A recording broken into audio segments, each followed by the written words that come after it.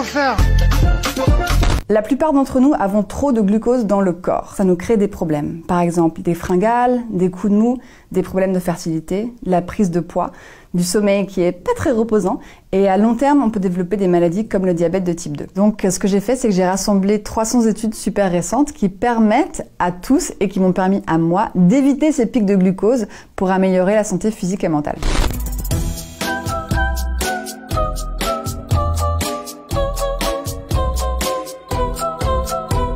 Alors, je vous donne un exemple. Moi, j'ai grandi en mangeant une crêpe au Nutella tous les matins, donc à 7h30. Et à 10h, j'avais hyper faim et je pensais que c'était normal. En fait, ce qui se passait, c'est que ma crêpe au Nutella, elle crée un gros pic de glucose, ensuite une chute et à 10h, j'avais super faim.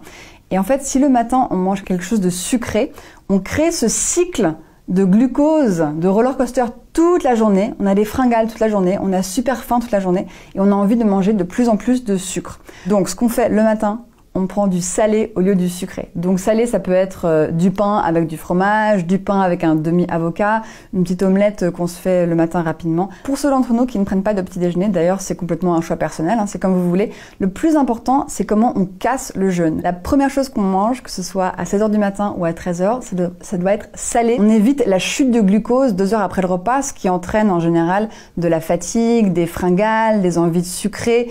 Et ensuite, le soir, on dort mieux, on vieillit moins vite en interne, on a plus de concentration. Enfin, les choses se rétablissent assez rapidement et l'impact est assez génial.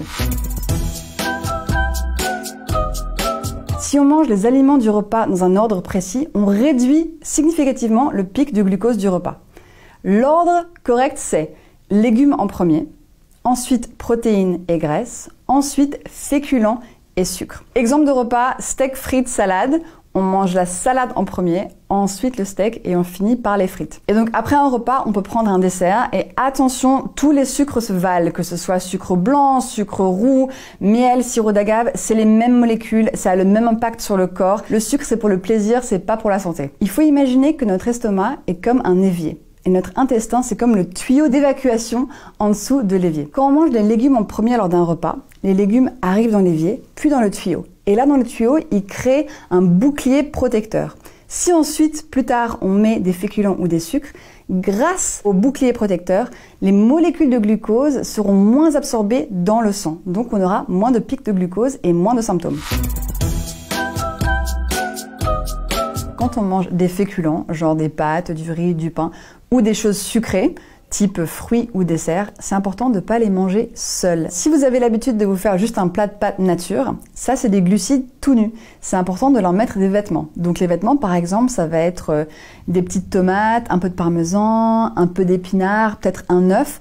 On ajoute des protéines, on ajoute des fibres, on ajoute des graisses pour réduire la vitesse à laquelle le glucose des pâtes rentre dans le sang, pour éviter le pic de glucose et ensuite la chute 2 heures après. Alors pourquoi? Je sais, c'est un petit peu bizarre. En fait, le vinaigre a un impact incroyable sur notre glycémie. C'est vraiment un ingrédient magique. Et donc, ce qu'on fait, soit dans notre entrée à base de légumes, au début d'un repas, on met du vinaigre. Soit, si on est motivé, on prend un grand verre d'eau, on met une cuillère de vinaigre dedans et on boit ça avant les repas. Et ça réduit le pic de glucose du repas par 30%. Donc, vous pouvez manger la même chose que d'habitude après, mais en ajoutant du vinaigre au début du repas, vous allez éviter d'avoir un pic trop gros et d'avoir une chute trop grosse aussi. Tous les vinaigres marchent, vinaigre de cidre, vinaigre de xérès, vinaigre de vin. Il n'y a aucune différence, prenez celui que vous aimez. Le seul truc à éviter, c'est les vinaigres balsamiques, les sirops balsamiques, super épais, plein de sucre. Ça va avoir un peu moins d'impact parce qu'il y a du sucre dedans, mais sinon c'est comme vous voulez. Et si vous n'aimez pas le vinaigre du tout, vous pouvez aussi utiliser du jus de citron. Alors, c'est pas complètement aussi efficace que le vinaigre, mais ça a quand même des bienfaits.